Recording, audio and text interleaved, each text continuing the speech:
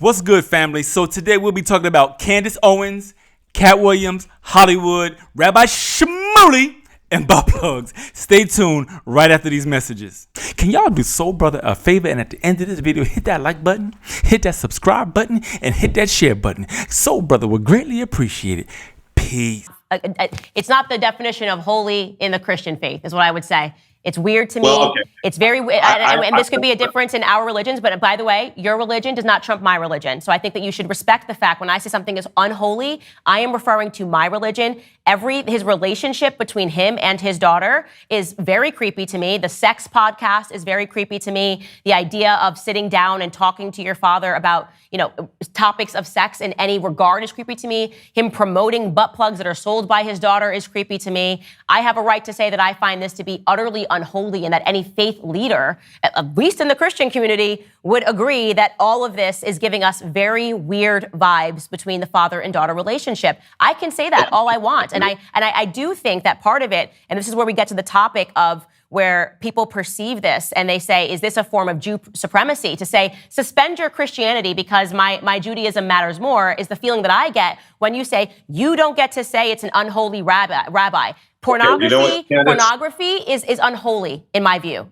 You might disagree with that. It is unholy to Christians. The topic of pornography, peddling pornography, selling butt plugs, the commercialization of pornography is unholy. And I'm going to continue to call him unholy because that is what I deem him to be. And I say that as a Christian. Okay, so Candace, if you made the comment, right, and you said that this man, rabbi or not rabbi, because it doesn't matter if he's a rabbi or not, from what you're telling me, your understanding of your theology is determined. You who are not a theologian, who does not know Jewish theology at all, and I'm pretty sure doesn't know what Gemara or Mishnah are or how they're used, or the dialogues about marital intimacy, you've decided he's unholy. Yeah. Now, if you said, from my Christian perspective, he's an unholy man, or he's doing unholy things, God bless you, and I'm fine with it. But you didn't. You said it's an unholy rabbi and his had daughter. Mm-hmm. We're talking about from Dave Chappelle to Kanye West to Cat Williams to other artists that are Christian that have said that there is some sort of a gang, full stop, that is operating in Hollywood. I then gave an example of a list of exact names that Michael Jackson said were operating as a gang. Rabbi Shmuley was among that list of people.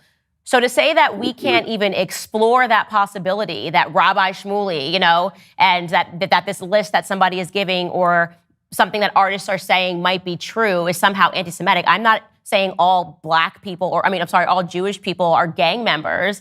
I am saying that it is, of course, possible that a gang is operating anywhere in the world. That should just be allowed to be said without being accused of creating a trope.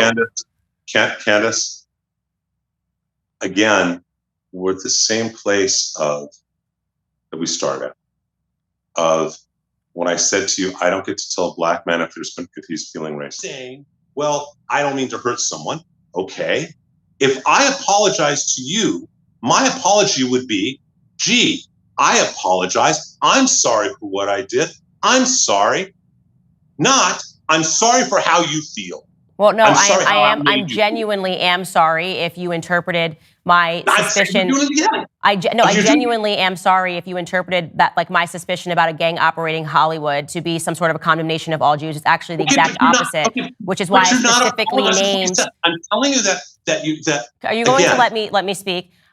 That is the reason why I specifically named Rabbi Shmuley, who was listed by Michael Jackson, who has been listed multiple times and who I believe operates like a gang member by his threats that he's been saying against me, that he's going to bankrupt me.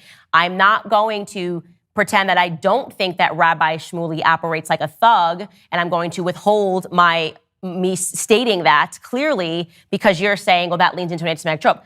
Him being Jewish doesn't mean anything to me. Him acting like a thug and making threats against my life and livelihood is something that... I did say Rabbi Shmuley. I did say Rabbi Shmuley. So I have time out, because you just said something, okay, that is really beautiful if you walked that talk. You just said him being Jewish, him being a rabbi doesn't have anything to do with him being a thug. I said that on my episode too, about the bugs in the crypts. Wait. I don't watch your episodes, Candace, forgive me. Well, how can you write these articles and then say, I'm sorry, I didn't watch it? That is completely ridiculous. So you get to write articles and libel me, but then say I didn't watch the episode. You wrote a whole section on the episode. I watched the clips that you do, but I don't know what that's ridiculous. You literally wrote an entire paragraph saying that I attacked him as a thug, a monster, all of this stuff. And you bring up the Bloods and the Crips, which is from that episode, but failed to mention that I said they're using... I watched your Blood Crips... Wait, Candace. I watched your Blood Crips part, and I read your comments on Twitter about calling him a thug. I specifically, in that episode of Bloods and Crips, said that being Jewish is being used as seals has nothing to do with the fact that they're Jewish whatsoever. But you kept calling him a rabbi. And the simple reality is, if you really believe, okay, that Shmuley Boteach is doing something wrong, he's operating like a thug, which I hear you believe. If you believe that he is acting. So what did y'all think about that? So listen, you gotta listen to the entire interview to get the gist of it. I kind of cut this up, just some of the highlights. The entire Rabbi Shmuley and his daughter with the whole sex podcast and the plugs. It kind of took me by surprise. I had no idea that one was coming. Hollywood, some of the Jewish leaders in Hollywood, which we've been hearing for years, are gatekeepers. There's certain gatekeepers in Hollywood. We've been hearing about this for a very, very long time. So they kind of got into this.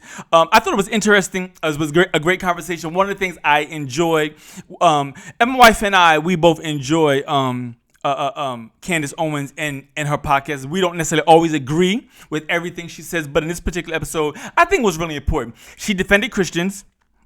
Point blank. So one of the problems I had with this interview wasn't even with her, it was with the rabbi. Every single thing, and correct me if I'm wrong, family, we open for debate. For those of you who are maybe of the Jewish faith or of that faith, let me know, because maybe I'm just off. Like Candace, I'm open for a conversation. But in every situation, it didn't seem like the rabbi was it seemed like everything that happened from his experience for the October 7th, I believe it was, that ordeal that happened was so tragic, and it trumped everything else that happened throughout history. And I was really happy that Candace did that, double down on that every culture, every race has experienced some type of tragedy, some type of loss. I'm talking about the black community. We experienced slavery. That's never gonna go away. As a matter of fact, I encourage anybody to teach your kids slavery from the black perspective. I grew up in school and in history books. I did not learn slavery from the black perspective. We learned it from an American history book, and we were given certain things so that slavery didn't look as bad. And I get that. That's not here or there. It's to say that, all I'm trying to say is that was tragic to the black community. The Holocaust was tragic. All these different races of people, different cultures of people have suffered some kind of tragedy, horrific tragedy at the hands of people that are evil. So I love the fact that she doubled down and she did not just let him slide with that one, because it seems as though everything that the rabbi was talking about, it was worse because it happened to them. Because she didn't know the Jewish law. Listen, I ain't gonna say this on YouTube or on social media, but so the N-word back in the day was horrific. And and the N-word was very derogatory. There was, as a matter of fact, one of my close friends, my boy Will, you guys seen him here on Roller Clip TV. On his birth certificate from South Carolina, he was born 1967, I believe, 1967. On his birth certificate, it said race, and it said the N-word. Not black, not African American. It said the N-word. So while we want to forget about these things still haunt us. Yes, he can go get another birth certificate, but he's keeping it. And I implore him to keep it. Why? Because that's a reminder of how far we've come. That reminds me, that's why I try my best to teach our kids that as a black man, ain't nobody gonna give us. Okay, I'm getting to something totally different, so let me calm down. As a black man, nobody gonna give us nothing. We're gonna have to work for everything. But nevertheless, I don't want to deviate from this particular thought of Candace Owens and the rabbi on this podcast, because I start talking about the black man and I'm gonna get upset, and I don't want to go there right now. Doubling down on that, Candace did not apologize. Candace did not see it his way. At some point in time, he thought that she was going to buckle and say, well, Rabbi, I apologize. I see it your way. And you know what? I'm happy that she did not do it. Because, listen, in America, we have a right of speech. She wasn't preaching hate the way they've been preaching hate. She wasn't talking down to anyone. She was talking about one particular Rabbi Shmuley and his attack towards her. And Rabbi Shmuley said that he was trying to bankrupt her and get her canceled. So she was pushing back. As a black woman, she had the right to do that. Point blank in the story. As a woman, not even as a black woman, as a woman, she had the right to do that. Anybody has the right to do that when somebody is trying to destroy what God has given you. Just because we're Christians, just because we wear the name Christ across our chest and in our souls, doesn't mean that we're floor mats for the world to just walk all over us. No, we can be Christians and we can be tough. We can be Christians and say how we feel. We can be Christians, say how we feel, and still walk in love, period. So I thought the rabbi was a little disingenuous because he wanted this poor little girl to bow down and apologize for something that she stood on very firmly. For that, I applaud her. Y'all let me know what y'all thought about some of these clips. I do encourage you to go watch the entire episode because I missed a lot. This conversation was almost an hour and a half long. My wife and I watched the entire thing. I think my wife walked out the room for a few minutes and she rewound it. So I kind of got a double dose of it. But nevertheless, let me know what y'all think about this. I'm sorry I get kind of excited. I start stuttering. It is what it is. Thank y'all for subscribing to Roll the Clip TV. Hope to see you in another one. Peace.